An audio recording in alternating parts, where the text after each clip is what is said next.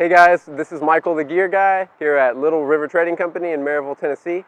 Today we're going to talk about the differences between merino wool and polyester base layers. In our last video, last week, we talked about the basics of layering 101. Today we're going to get more into the materials of that.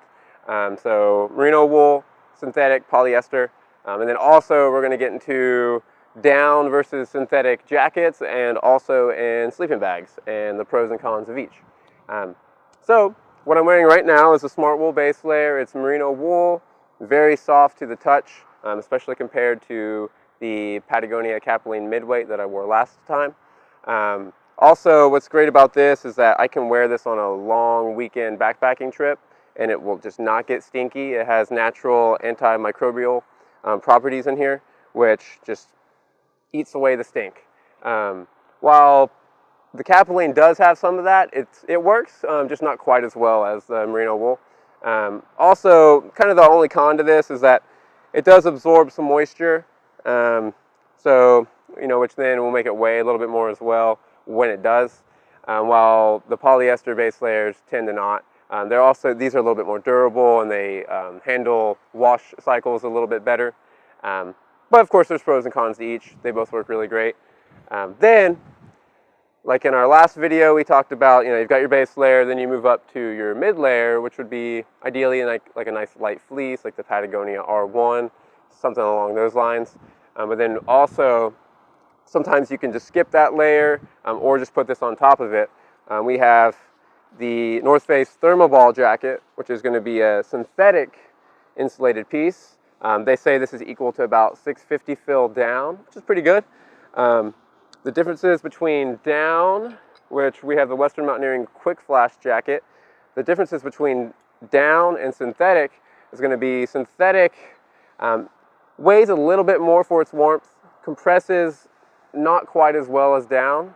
The longevity of it too isn't quite as good. Down will always just loft back up for years and years and years. Over some years and time, synthetic insulation can compress. But then also you've got a con with down is that if it does get wet, all of that down insulation, which is usually fluffed up and it's there to trap the heat, all of that will just clump into one big ball of down from being wet, and then you don't have that airspace to trap the heat.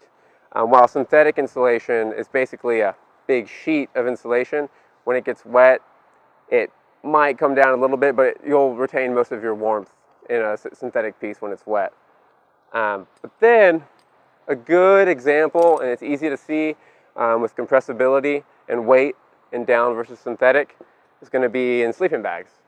So here we have the Big Agnes Husted synthetic 20-degree sleeping bag. Weighs about 2 pounds, 15 ounces. As you can see too, it packs up relatively small, but it's kind of big, especially if you're going backpacking.